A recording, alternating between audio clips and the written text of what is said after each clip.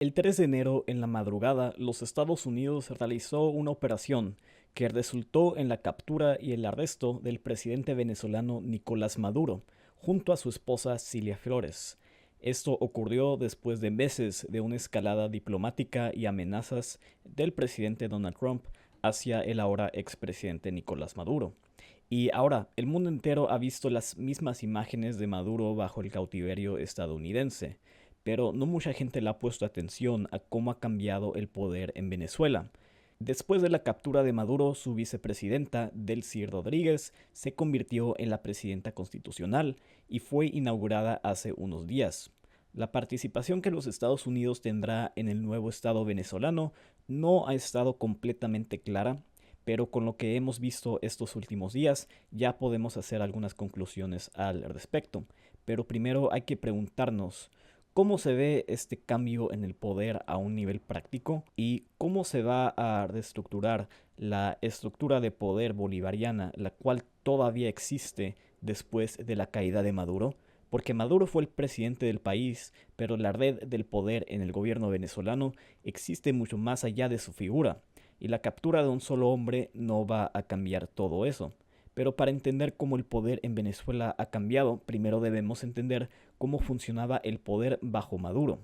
Mucha gente tiene la percepción errónea de que en las dictaduras solo hay una persona con poder absoluto, pero esto no es necesariamente verdad.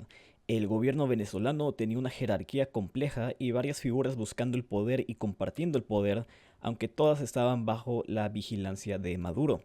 Y para entender el poder venezolano bajo Maduro, tenemos que examinar a 5 figuras políticas clave: el mismo Nicolás Maduro, Cilia Flores, Vladimir Padrón, Diosdado Cabello y Delcy Rodríguez. Nicolás Maduro se convirtió en el presidente de Venezuela en el 2013 después de la muerte de Hugo Chávez, con quien él había trabajado como vicepresidente. Maduro consolidó al proyecto bolivariano detrás de él y después de la muerte de Chávez se convirtió en la cara ejecutiva del gobierno y funcionó como un tipo de adhesivo que unía a las diferentes caras dentro del PSUV. Sus conexiones internacionales, las cuales consiguió cuando trabajó como ministro de Relaciones Exteriores bajo Chávez, son bastante profundas y son clave para entender su figura, ya que siempre ha tenido una relación cercana con los gobiernos de Cuba, Irán, Rusia, China y Nicaragua.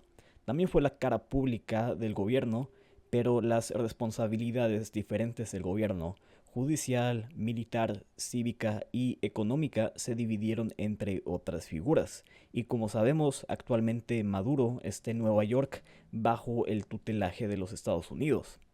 Las responsabilidades jurídicas del poder bolivariano fueron operadas por Cilia Flores, la esposa de Maduro, quien había sido la abogada de Hugo Chávez después de su intento de golpe de Estado en 1992 y que fue luego la presidenta de la Asamblea Nacional y la Procuradora General de la República. A través de su carrera, Cilia Flores construyó una red de contactos en la comunidad jurídica del país y su influencia ha sido clave en la red judicial que el gobierno ha construido. Figuras como el jefe del Consejo Nacional Electoral, Elvis Amoroso, han sido nombradas gracias a la influencia de Cilia. El gobierno de Estados Unidos nombró una recompensa por la captura de Cilia Flores, como lo hizo con Maduro, y ella también ha sido capturada por Estados Unidos. Y con la ausencia de estas dos figuras, la red de poder ha perdido este cierto liderazgo. Pero como vamos a ver a continuación, el liderazgo ahora está bajo el control de actores diferentes. Pero primero hay que hablar más sobre la estructura de poder establecida por Maduro. Las responsabilidades militares son operadas por Vladimir Padrón, quien controla las Fuerzas Nacionales Armadas y que tiene la mayor influencia en el complejo militar del país. El gobierno de Trump también nombró una recompensa por su captura, pero por el momento sigue en Venezuela y técnicamente todavía tiene el poder de los deberes militares del país. En el día del ataque anunció que las fuerzas defenderían a Venezuela de los Estados Unidos, pero en la realidad el ejército ha permanecido paralizado y, como los otros elementos del poder, está colaborando con el orden post-Maduro instalado por los Estados Unidos. El lado cívico del gobierno, el cual incluye el manejo del partido gobernante, el PSUV, y los medios de comunicación, las relaciones interiores y aspectos paralegales, ha sido controlado por Diosdado Cabello. y algunos han señalado que durante el gobierno de Maduro, capaz hasta tuvo más influencia que el mismo Maduro. Pero con la caída de Nicolás Maduro, este lado cívico del gobierno ha perdido gran parte de su legitimidad. Y aunque el mismo Diosdado Cabello ha salido a pronunciarse en contra de la captura de Maduro, es difícil que tenga el poder significativo que anteriormente tuvo en esta nueva etapa para Venezuela. Diosdado Cabello también fue de las figuras políticas que los Estados Unidos buscaba capturar, pero sigue en Venezuela por el momento. No ha mostrado el mismo tipo de colaboración como Padrón o Delcy Rodríguez, y algunos han teorizado que después del colapso de Maduro es probable que alguien como Diosdado pudiera intentar realizar un tipo de golpe de estado. Esto no parece muy probable por el momento, pero aún así es una figura de la que debemos estar atentos. Pero justo ahora no representa alguna amenaza al poder, ya que el poder se ha consolidado detrás de una sola figura, Delcy Rodríguez. Delcy Rodríguez fue la vicepresidenta de Venezuela bajo Maduro y manejó las responsabilidades económicas del gobierno, particularmente el petróleo. Delcy y su hermano, Jorge, han tenido una historia larga en la izquierda venezolana, y por un momento ella fue parte del gobierno de Chávez, pero se le quitó su puesto después de un incidente donde insultó al líder. Ella regresó al gobierno bajo la presidencia de Maduro, donde se convirtió en vicepresidenta y manejó la policía secreta del país, el SEBIN, y también operó una red de contactos con varios empresarios internacionales de lugares como Qatar y también con empresarios nacionales en la industria del petróleo. Pero extrañamente, ella y su hermano fueron de las únicas figuras políticas de alto rango que no estaban en la lista de buscados por Estados Unidos. En diciembre, los medios de Estados Unidos empezaron a presentarla como una moderada que pudiera ser la sucesora de Maduro. Y bueno, para entender este cambio en el poder que estamos viendo, tenemos que ver los antecedentes. El gobierno de Venezuela, antes de la operación, sabía que el estar en un eterno conflicto diplomático y económico con Estados Unidos no les iba a convenir y eventualmente los haría colapsar completamente. Intentaron por años en negociar, pero solo vieron fracasos. Y para el punto antes de la invasión, era muy probable que algunos elementos en el gobierno venezolano simplemente ya querían una salida de la crisis. Algunos teorizan que ciertos actores en el gobierno sabían de la operación y la permitieron como una táctica de negociación. Definitivamente tendría sentido si Delcy fuera un elemento que realizó esto, a mi juicio. Y después de todo, la operación estadounidense no fue para nada fácil. Probablemente hubiera sido imposible sin que ellos tuvieran información desde adentro. Otra teoría que se ha mencionado es que Maduro se entregó a sí mismo a los Estados Unidos, pero esto se me hace improbable, ya que Maduro fue uno de los elementos en el gobierno que se puso más necio al negociar con los Estados Unidos. Claro, le ofreció ciertos recursos a Trump, pero él se rehusó a ceder en muchos aspectos, como en eliminar a la influencia rusa y China en el país. Y si no quería ceder todo eso, ¿por qué cedería a su propia figura?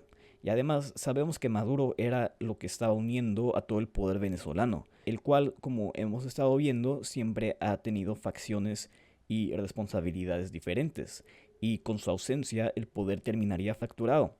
Lo que es probable es que Delcy Rodríguez, siendo una de las figuras con poder ahora más flexibles en el gobierno, fue el elemento, podemos decir, rebelde, y con ella ahora los Estados Unidos están obteniendo lo que quieren.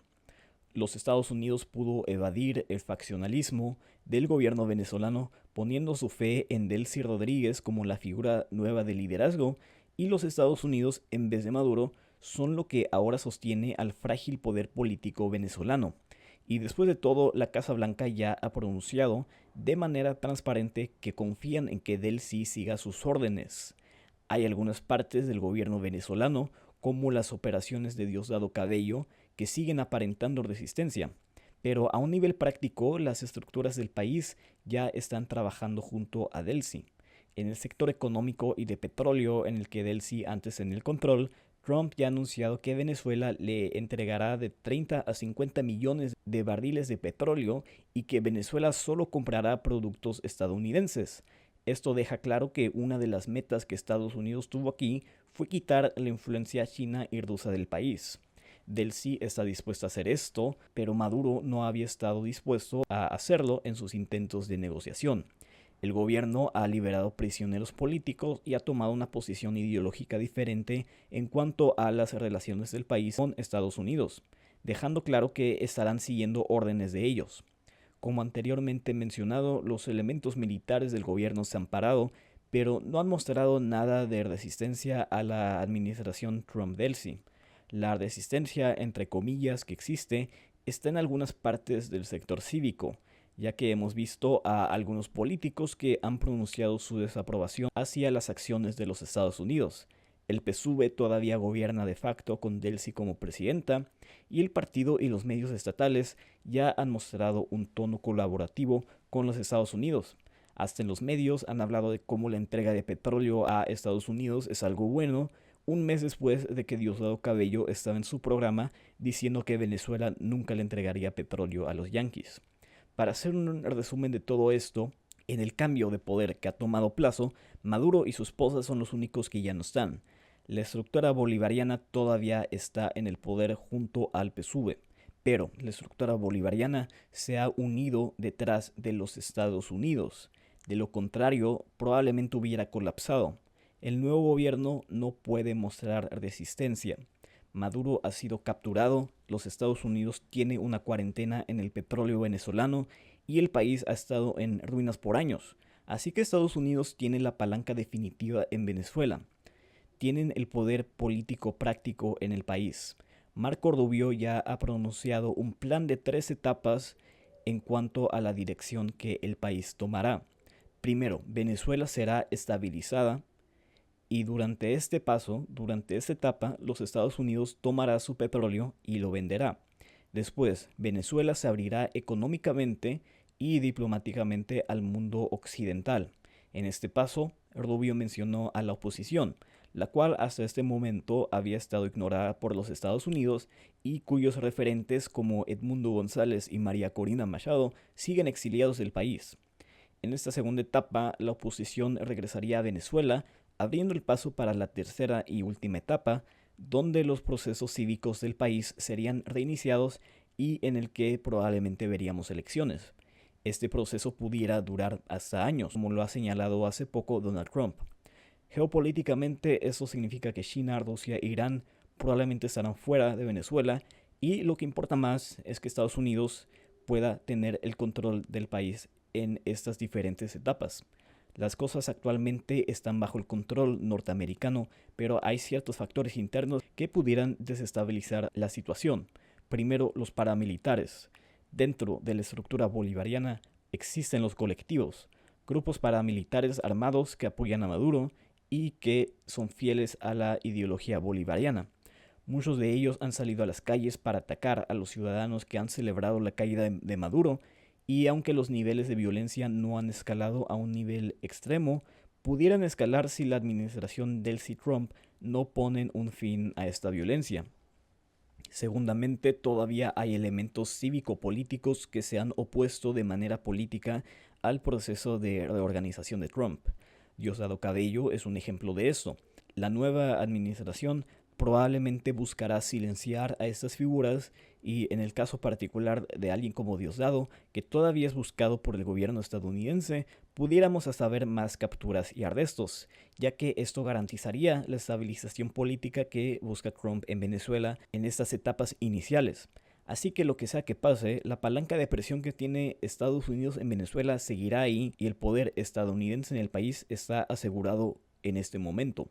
Pero hay algunos elementos como los que menciono que pudieran amenazar su estabilidad, y por el momento podemos pensar en Venezuela como un protectorado. Tiene el mismo gobierno, su gobierno nacional, pero siendo protectorado de una fuerza superior, en este caso los Estados Unidos. Esta fuerza superior le está dando una dirección política, y si Venezuela en su estatus de protectorado no cumple con eso, estarán terminados y verán consecuencias, pero esa es la situación.